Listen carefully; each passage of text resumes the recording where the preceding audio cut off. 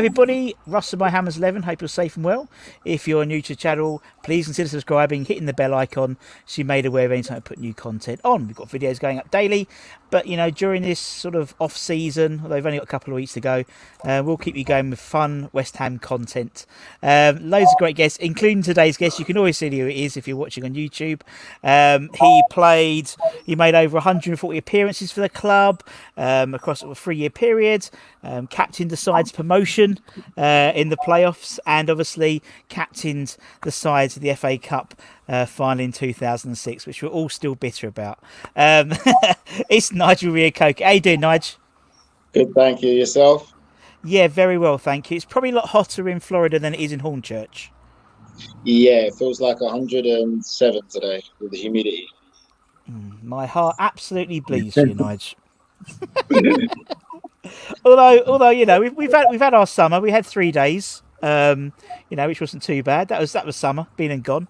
How have things been for you in sort of this weird new world we live in now? Do you know what? Honestly, it's just for me. It's just been concentrating more on family time. In my younger days, I never really had a family towards the later end of my career. So it's just really spending time with my kids. I think this whole homeschooling situation has been an eye-opener. And even with everything that's happened in regards to the pandemic and things along those lines, I remember doing interviews at my time at West Ham and always having the tremendous amount of respect for the NHS, people working in the health service and teachers and, people, real heroes that I felt people really put their life on the line. Yeah. Compared to obviously, footballers. I've always known or said that footballers are privileged and lucky, but I never looked at footballers as heroes. So it's just it's amazing how life goes around in a big circle now. I think people are starting to respect and honour people in the NHS a lot more when I felt that they already deserved the credit from a long time ago. Yeah, exactly. It's one of those things. Once unfortunately, it's times like this where you realise how much, particularly compared to other places in the world where they don't have a national health service. It's just it's been brilliant, and I like the fact that the Premier League and stuff are sort of recognising them, and they have the logo on the badges and stuff like that, and as you said, it's well overdue, isn't it? Really, sort of all this. It's taken a global pandemic for us to all do it as one, but we're all doing it, and that's what's important. But and obviously, we didn't have any football for a long time, or soccer over there, then we had loads. Yeah, then we had loads. Do you still? Hopefully, you still call it football, Nigel? Oh, of course, yeah. Football. Good. Just it's checking, only sometimes for the American back that might get a bit confused with American football. They do give you the strange look. You have to say soccer, and then okay, then it kind of clicks. Oh dear. One day. But I mean, and obviously, West Ham, stayed in the Premier League and studied your old club Villa as well, so that was good. It was good, very good. I think with the likes of West Ham, people always kind of really recognise myself and me to my time at West Ham. I think that's where I really probably made my name, and that's something that I can not deny, and truly wear that and embrace that. That's where I really made it my name and stamped my authority. It's a fantastic club, and obviously being in America quite a bit now recently, I realised the growth and the potential that the club has. I think if the club really reached out to let people understand about what the club is about, the fan base, the dynamic of, East London, and what it means to the fans. And it's more than just a football club. It's really a way of life, a great dynamic. They'll have so many fans over it. I think so many American fans will really appeal to the West Ham mentality, so to speak, and what the club really stands for.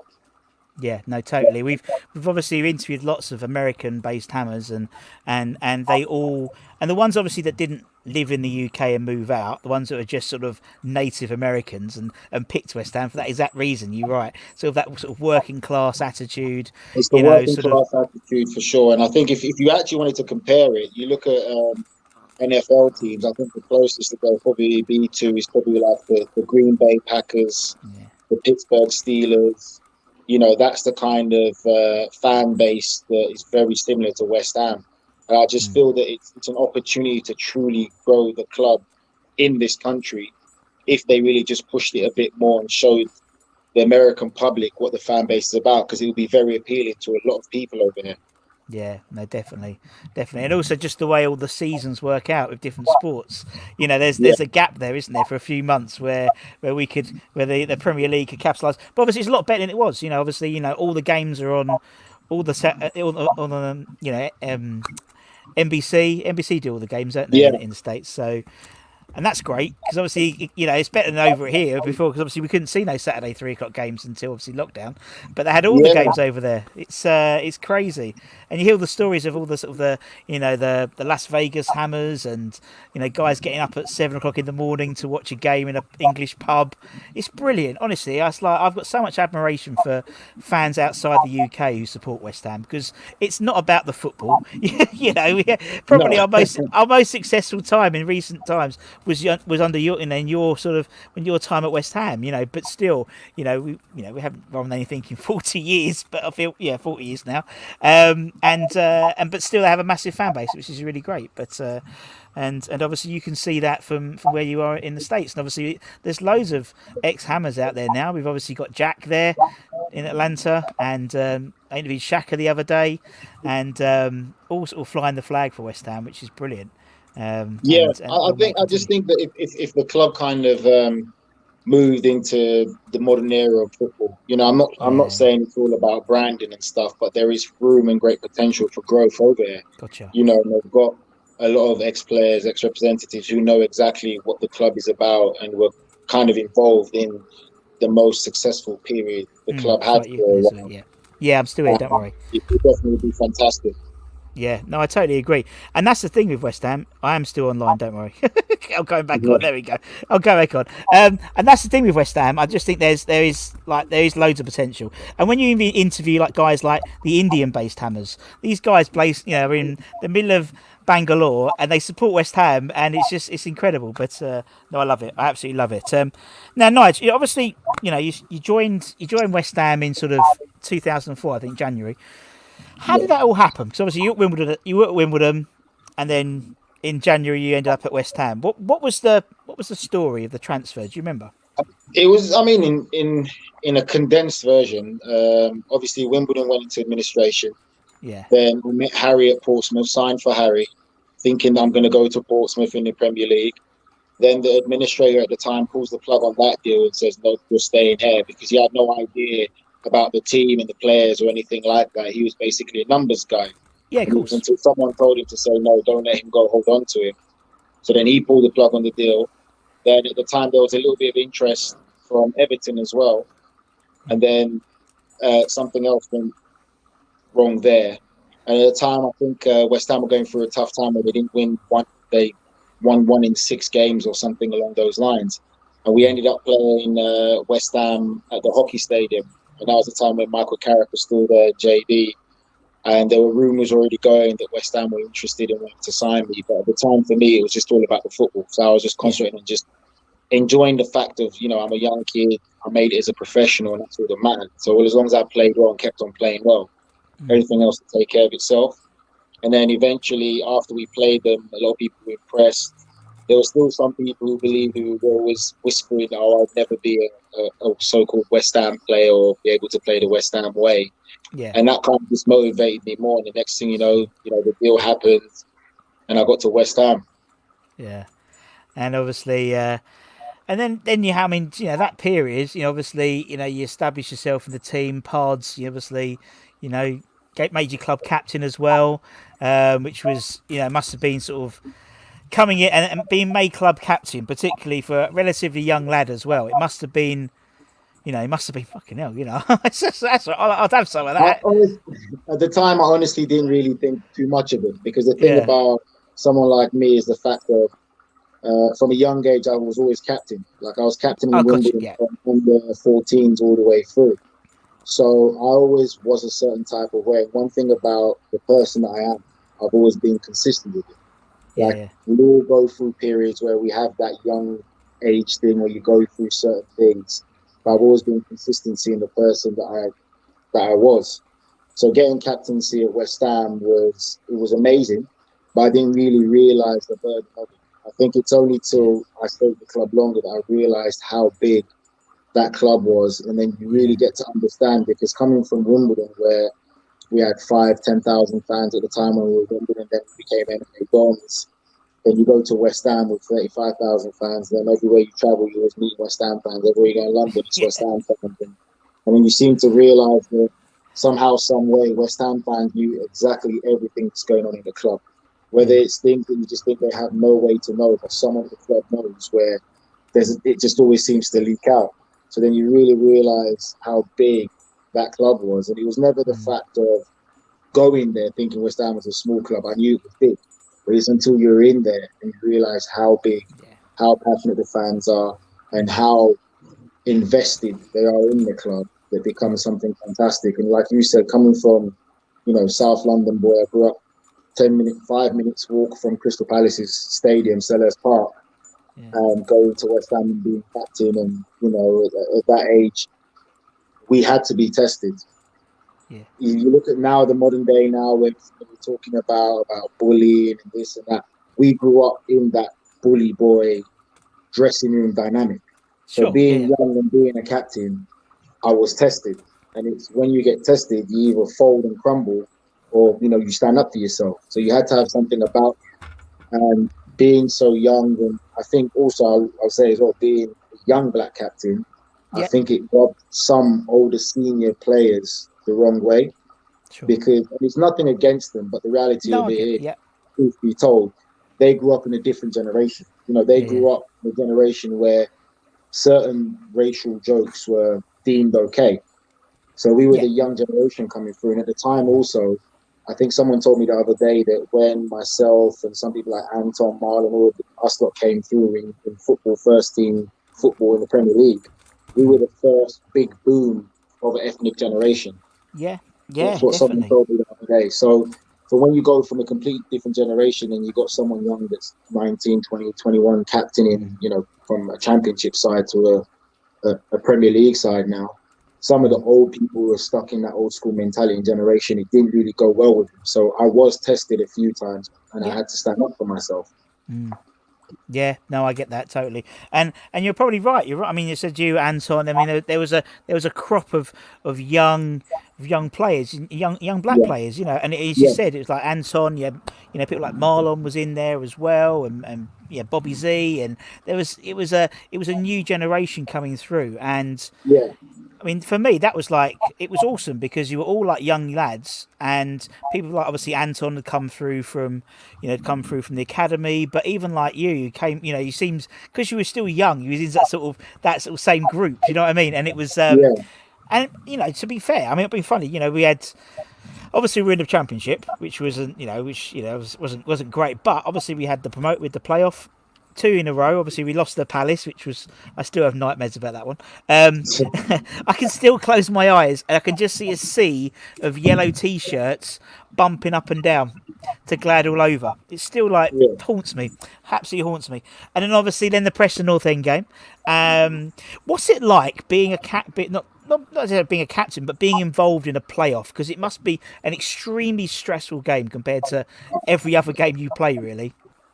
It's for me, it's different. I think that's what some people have to. I think from a fan's perspective, you have to realize that different players thrive on different things. Yeah, Some players thrive more on big pressure games, and I'm mm. sure like you've seen a lot of West Ham games, so I'm sure you've seen some players who, when they're playing a top six side, they perform unbelievable, It's West and Ham then way, yeah. when they play teams that they should really walk over, they're very average Good point. or below average.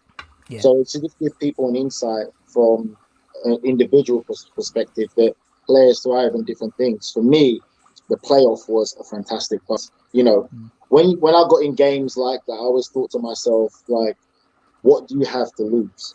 Like, True. you can't fill your mind with any kind of negativity or anything like that, because this is what you dreamed about. Now Yeah. you're on the big stage. You're gonna have, if it's the playoff, 60 or 90,000 people there coming to watch you play and be part of this. Like, what do you have to lose? This is it. Like, this is what you dreamed about. this is what comes with it, and you've got nothing to lose. So there's no point being negative. It's all to win because you're there. You got to the stage that you dreamed about. So for me, it was just a great adrenaline rush. It was a fantastic buzz. It was just, it's like, it's what I wanted, and I personally love the big occasions and thrived on that because there are times, obviously, West Ham where you go to certain games and people will be like, oh, you've lost that game, or you're not going to beat Liverpool, you're not going to beat Man U. For me, it was like, okay, well, people have already written us off.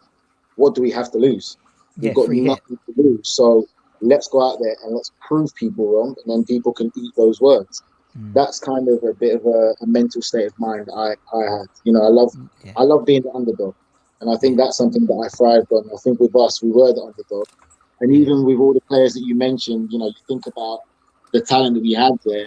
But one thing they always mentioned about West Ham was the fact of when they were relegated, that the team was too good to be relegated, that they had too much talent. And if you look at that team squad for squad, a lot of West Ham fans will probably still pick the Premier League squad over the squad that got promoted. Very true. Very true. You're right, and it's all. You're right. It's sort of I can see your point totally, and I mean, obviously, for yourself, it must be, because obviously because you're sort of the dreams of playing in the Premier League were dashed a couple, obviously when you went to the Everton thing fell through and Portsmouth, but winning that Preston North End game. And then becoming a bona fide Premier League captain as well, must have been like tick that one off the box. You know what I mean? Do you know? I think I did look back.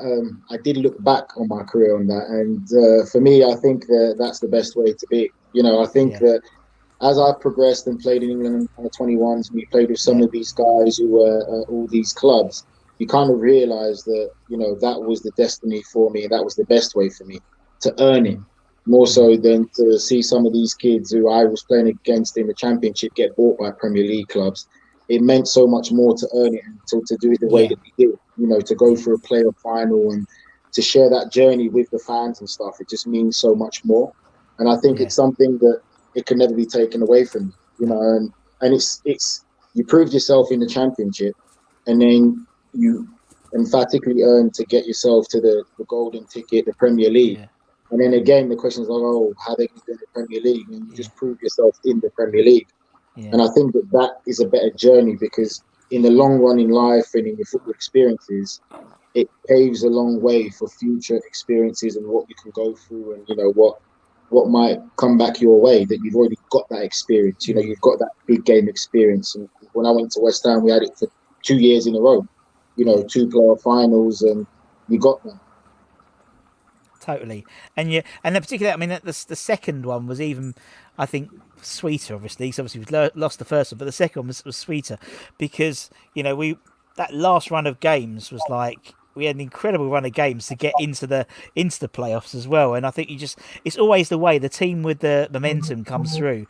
That first one, Palace really had the momentum, to be fair, based on it's come up, and I think we had that as well. And I think it makes a huge difference.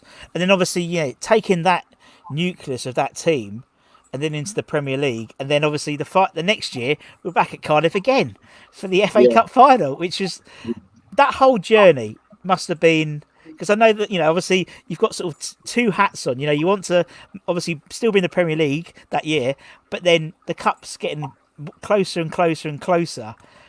It must have been sort of for some people, I can imagine it really fucked their head a bit because they want to be in the cup final, but then they've got to perform at the league games and stuff like that. What was it like as the captain, particularly when it came to sort of the quarters and semis, maintaining sort of the league as well as the cup interest, because it must be really tricky because you've got personal goals as well. You know what? It's something that it's not rocket science. I'll be honest with you. I think that at that time there, we had the right characters. In that dressing room there, with all the clubs I've played at, all the experiences I've had, I think that's probably the most unique dressing room that I've ever been in. Aston Villa's dressing room wasn't bad, so second, but West Ham's dressing room was truly unique. There was such a great bond there. From how management was, how they were with the players, how the players came in, and when we have such a strong nucleus, especially, I would say a British backbone. Yeah, true. Of knowing what it means to the club, what it means to play for that club. any players that come from wherever they come from, it doesn't matter. Once you've Yeah. got that strong British backbone in the dressing room, they won't be scared to let you know this is what it means. This is what this Mm. game against Tottenham means. This is what this game against Millwall means. This is what it means to the Yeah. fans to beat Chelsea. So once you have that strong nucleus of at least 5 or 6 players, it's very easy for foreign players to buy into it. Mm. And it's funny because, going off topic, I had a very funny story when I was sitting there with Didier Drogba. And one time we were traveling for a game when I played with him at Montreal Impact. We were Sure. talking about it, and I said to him, "You became Mr. Chelsea." I said, "You bought into Chelsea because of John Terry, Ashley Cole, J. Cole, Lamps. They're all there. So Mm. when you came as a foreigner, yes, it was new Chelsea, new money, but they made you understand what it is to become Mm. Mr. Chelsea and what it means to play for Chelsea. And you took it on board because you already had advantage of these players being there." And he agreed with me. He couldn't even deny Yeah. he fully agreed with me. And that's what it takes sometimes. I think with certain clubs, there is a point where you need to really stamp down your identity Yeah. of what the club means. Mm. And in the dressing room, I didn't have that much to do because we Mm. already had a great dynamic of players and characters, and it was very easy. And at that time, there, we just had the mentality of winning. Every game Yeah. we played, we just wanted to win.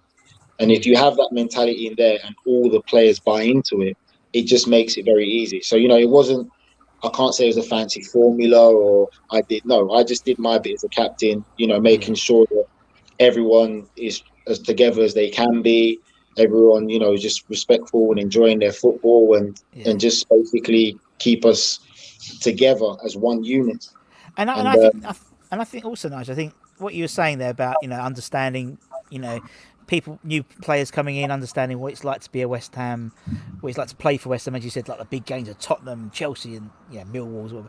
I think that's something which actually I think in recent seasons we've lost a little bit, and I think there's definitely been, and I think it might have been the modern game in general, but there seems to be slightly more detachment between players and fans, where sort of your era is probably the last era, I'd say, maybe, yeah, probably the last era yeah, where there was that sort of connection. And it might have been because maybe not having to be British players or not, because someone like Paulo Di Canio, or and Carlitos. I mean, Carlitos yeah, Tevez, he got it, and he was only there for a few months, bless him. And it's something which people lose, and I think it's something which I think particularly David Moyes has made a point of in his interviews when he wants to bring in the right players, when he brings in the right players, if he brings in the right players, that they understand that, and that's so critical. And obviously from a I think captain's role. 100%. I think what David Moyes is saying there is so truthful. It's. Mm. I do think it has been lost. I think that the connection has Yeah. been lost. Mm. But again, it's a lot of it's done about it's about the recruiting. And I Yep. think it's one of those things where you have to look at yourself as a club, what you mean, what you stand for, and get players that will embrace that club, what it means, what it Yeah. stands for. I'm not going Mm. to say that I don't agree with it because we can see it as fans. You look Yeah. at Yeah. Burnley. Yeah. Sean Dyche is a very particular type of manager. He's the same as a player. Mm. If you look at the players that play for Sean Dyche, they all have the same kind of mentality as Mm. he had as a player, and they perform how he wants them to perform. So they obviously buy into his style of management, his style of Yeah. football, and the hard work and graft, which Yeah. represents and reflects the club Burnley. If you look at the area it's from, Mm. West Ham can do that. I just think at Yeah. times they've lacked a bit of direction of where they truly Mm. want to go. Yeah. If we're being critical of the club, I just think sometimes we just need to get the direction, like you said, hard-working blue-collar club. Those are the type of Mm. players you want.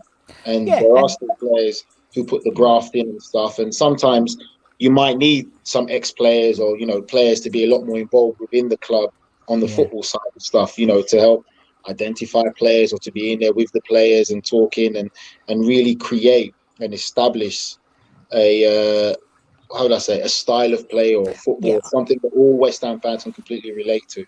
Yeah, no, I totally agree, and I think we're sort of turning the corner a little bit now, because I think people like we brought in Jarrell Bowen, who's a typical West Ham player, young, hungry British player. Know he's going to put a shift in. Even Souček from Sparta Prague, he's very much a West Ham player. He just, and that's the thing. I mean, you know more than anyone, Nigel. If those West Ham fans, if you don't put a shift in, they'll let you know. You know what I mean? It's like you Yeah, might not have the best exactly. game, but if you try, like if you put a shift in and you have a good, you try, then people let them off a little bit. They might not be the most skillful, but if they're tryers and grafters, that's the thing. But when it came to sort of the FA Cup final itself, I mean, for you, that must have been a boyhood dream. You must have, for me, to not only be in the FA Cup final, but to be the captain. Obviously, you didn't lift it, unfortunately, almost, but it must have been amazing. Just put from a personal perspective. Yeah, it was. It was. It's just one of those things you can't put into words. I Yeah, remember watching FA Cups when I was a kid. I used to play outside the front of my house with a tennis ball. We used to play silly games of 60 seconds with a tennis ball, and you can only score through a volley. So I remember watching 60 seconds. Michael Owen. I remember watching the Liverpool Man U FA Cup final when Owen scored that time, and it's a dream. That was the magic of the cup. That was when the FA Cup, and it still is to this day. But back in those days, I'll probably say it held a lot more of a higher value than it Oh, does in definitely. today's modern day football.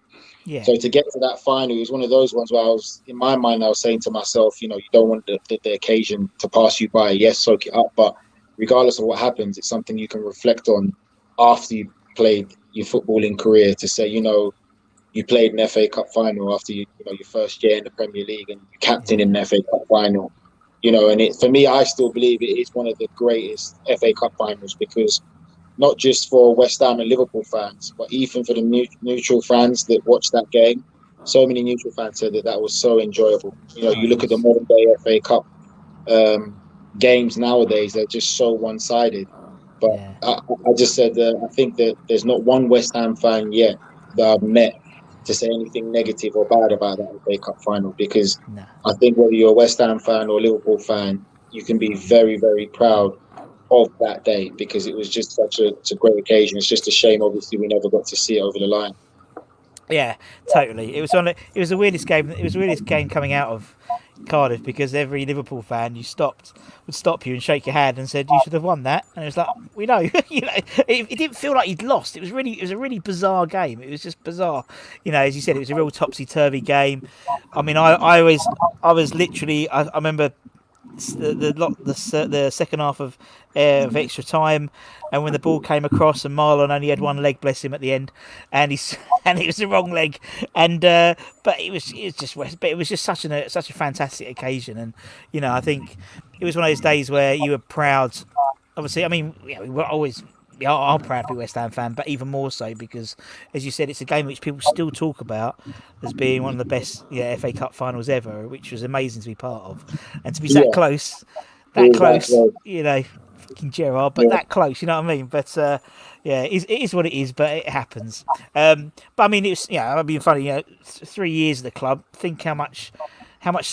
Not obviously the club changed, but obviously it was been 2 playoff final every year. There was something, every yeah. season it was either playoff final or that ain't bad. That ain't bad. You know what I I've mean? al- It's I've always said that West Ham is a club that truly can take you through a roller coaster of yeah, emotions. And I think if you look at that period, I think that's why probably the teams we had in those period, the fans loved so much, just mm, because of every year for pretty much 4 years, we were involved in something. It wasn't mm, that we finished 10th or 11th in the Premier League. That's it, and then it was 2 playoff finals, promotion, FA Cup yeah, final, yeah, surviving relegation. So it was literally just a roller coaster of emotions yeah. with a group of players that were there, and it was just West Ham was always in the spotlight. There was always Yeah. something going on about West Ham, so I think that's why probably it might stay so vivid for fans. Well, it is. It was like Is it a 4 year roller coaster? And obviously, that last year before you Yeah, left was obviously, the craziest sort of, I don't know, like 6 to 8 weeks I think I've ever seen at West Ham. Like the whole yeah, great escape. Now, as a player, sort of that must have been. I mean, obviously, your last game was the game at Man United, yeah. and what was that? What was that like? I'm not being funny. It's like you've been through the play, you've done sort of the promotion stuff. What's it like in a relegation battle and knowing you've got to win and everything about it? It must have. How mentally do you prepare for things like that? It's weird. Again, like I said, for me, I never believed that we would go down. Yeah. Even as dark as things look, I never really ever believed that at one second. There was obviously changes, a lot going up top with the club. Yep. a lot of players were in different positions of how do I say happiness at that time, Yep. but we still stayed together. We believed in one another. Obviously, Curbs came in, made his changes, coached how he wanted Yep. to, and it just wasn't working. So a group of us went to see him and say, look, if you want us to win or want us to perform, this is what we used to do that brought us success. And Curb just said, fine, do it. And we started to do it. And then we started to get the results and we just continued. You know, we liked, at that time there, we were very high tempo training, very aggressive. There were a few scraps in the training ground, Yeah. stuff Yeah. like Yeah. that. But that's what kept the competitive edge. That's what made us strong. You know, those disagreements. But we went into it, the run, and it was just an amazing run.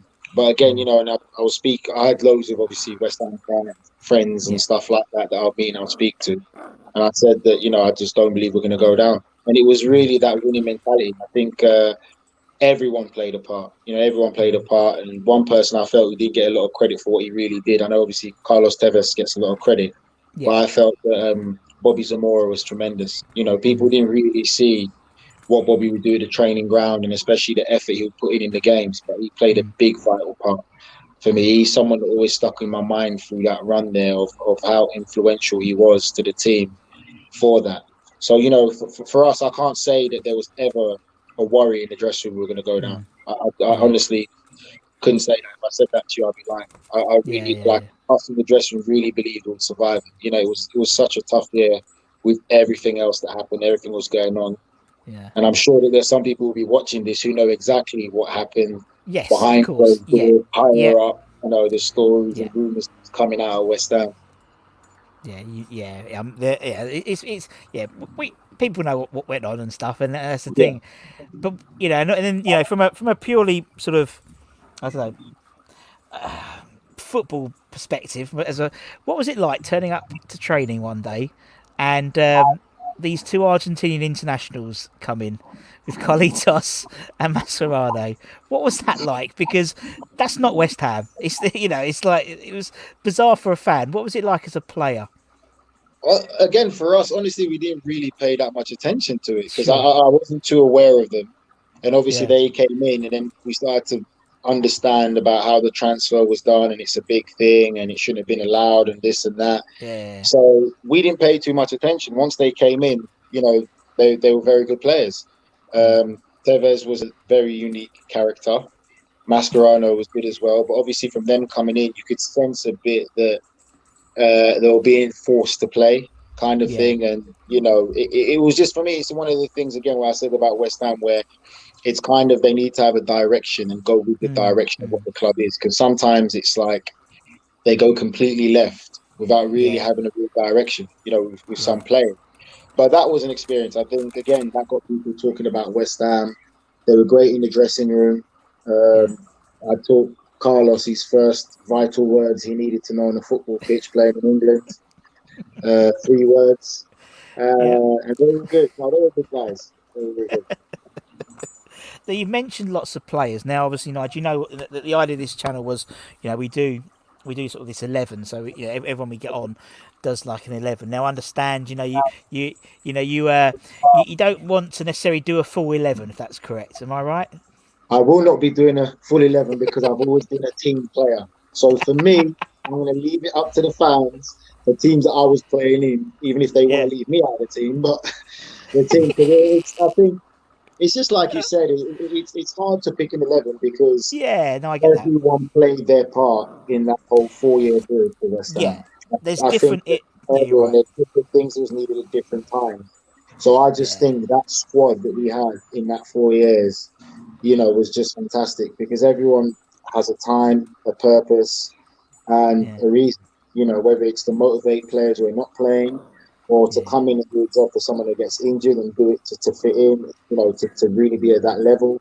I Yeah. think that 4 years there is a great squad of players that we had, and fans obviously will have their own starting 11, and I would Yeah. let They them do. pick it. But I Yeah. thoroughly enjoyed it, and I believe that that was for me those periods there were the name where was the years where Nigel Coker became really noticeable. You know, where I really stamped Yeah. my foot. Like I said, everyone knows me for playing at West Ham and making my name there, and I wouldn't change anything for him. I think No. again We didn't always get along, but that dressing room there was great, and it shaped me and molded me for the rest of my career. And even the dark days of West Ham, should I say, when the survival days, that whole year, Yeah.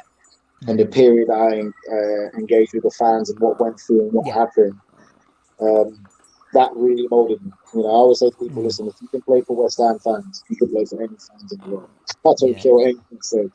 If you can play for West Ham fans in the good, the bad, and the indifferent, and survive and get through it, Yeah. every other team is just a walk in the park.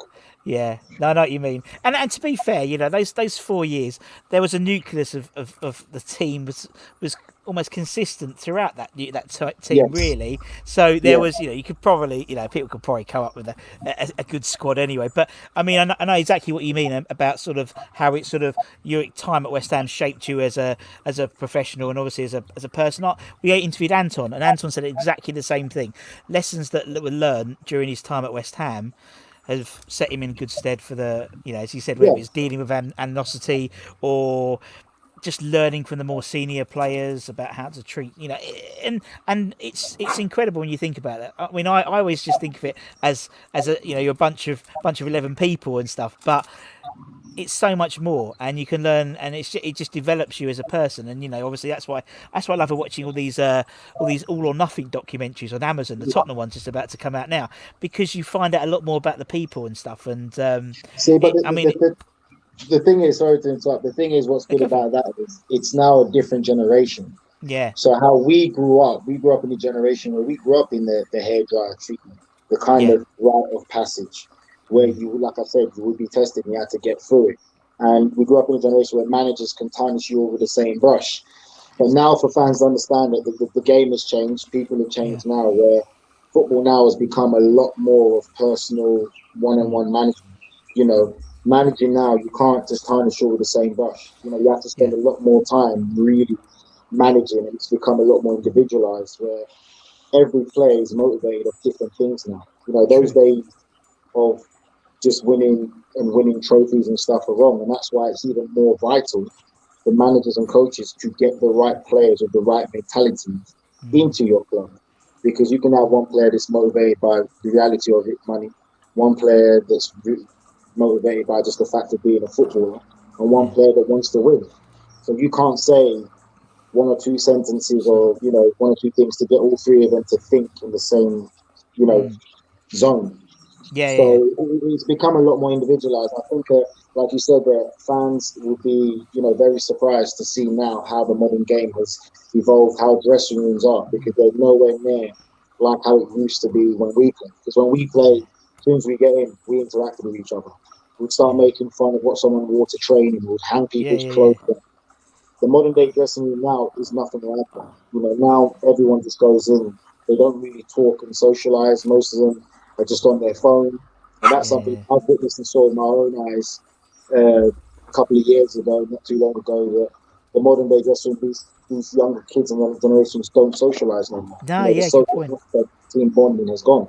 A lot of them on their phone, on their Instagram, on their The Twitter. headphones So on. now Yeah. it's Yeah. not just about what comes out in the newspapers, because now every player has their own platform to say what they really said or what they truly felt. Because back in our days, it was what the papers said, and that was Yeah. it. And like I remember the time when I got substituted one game, I believe, and then they ran with a story that I took off my armband and threw it on the floor and disrespected the club and all this nonsense. And a friend of mine had to run a video clip on Sky Sports to show me handing the armband to Hayden Mullins when he was Yeah. coming on. But that was a generation that didn't had to swallow that because it was in the papers and then people read it and they believed it. But in this generation now, if that's something like that happened, I could put it on my social media feed, it'll be retweeted so many times Yeah. that So many vids. Yeah. Yeah. so it is a real different generation now. Yeah. It is, yeah, it is, and it's funny, yeah, because when I'm watching, obviously all the players come off the team coach, which I do at the ground, they're all, as you said, all got their headphones on their phones, and it doesn't seem to be that banter, you know what I mean? Just Yeah. like, and I think that's a shame. I think and I think in the modern day, particularly, you don't get personality, you don't get so obviously personalities anymore now. Do you know what I mean? It's See, all like. It's funny that you said that because I've said it to a few people because obviously I still do Yeah, a few things for West Ham. People yeah, work yeah, at yeah, club. I said West Ham is a club where they need at least 4 or 5 players with personality. yeah, They yeah, don't have to be the greatest players, but they need personality and character in that club because when you have some personality and character in that club, the fans will get behind that. They yeah, want that. totally. I think one player that was good, until obviously he left because of his circumstance whatsoever, was Arnautovic. And I Mm. used to say when I did the TV and radio, I said Arnautovic is the West Ham player. He's Yeah, the type he's of yeah, player that the fans feed off, and that's the type of player they need. But they need more than one. And I think mm. that's what it is. It's the character side of things that's making the game become so boring now. And you look at last season, I was a big fan of Troy Deeney because he just Yeah, made football interesting to watch. You know, he yeah, was a character, he was a personality, and he made it fun. yeah. It is. You're right. I mean, it's true. You get sort of. I mean, as I said, I think your era was probably the last era. There was characters, even people like Bobby Z and Marlon and yourself and Anton and John Pantsill, bless him. Used to turn Yeah, up on we interviewed John. And obviously, John turned up on a Thursday, doesn't he? In his yeah, full African dress, but stuff like that just is it endears you to be. Nowadays you're right. It's so uber professional. I mean, I used to live in Loughton, where obviously loads of the West Ham guys used to live, and so yeah, I would be in Sainsbury's or Safeways, and Shaka would be in Sainsbury's, and I'd serve him at the tills. And nowadays they've all got Canary Wharf apartments and yeah, and you miss, and that's what I think people miss. Obviously, it's indicative of modern game, not just West Ham. Obviously, when we was at Upton Park, you could put your hands to the railings and you'd all sign something. You don't get that yeah, anymore because it's a shame. It's a shame, and I think that's why. And I think also that's why, obviously, the nature of football as well. Players, if you get a player for 3 years, you've done well. Whereas, yeah. you were around for 4 years, and people have a lot longer. And it's a shame, but at least we were there to Yeah, I to think watch that time. it's just the personal touch. I think, and I do Yeah, feel sorry for the fans. I think it's the personal touch that's gone now. That bit of extra connection to players. I think social media has kind of taken that away.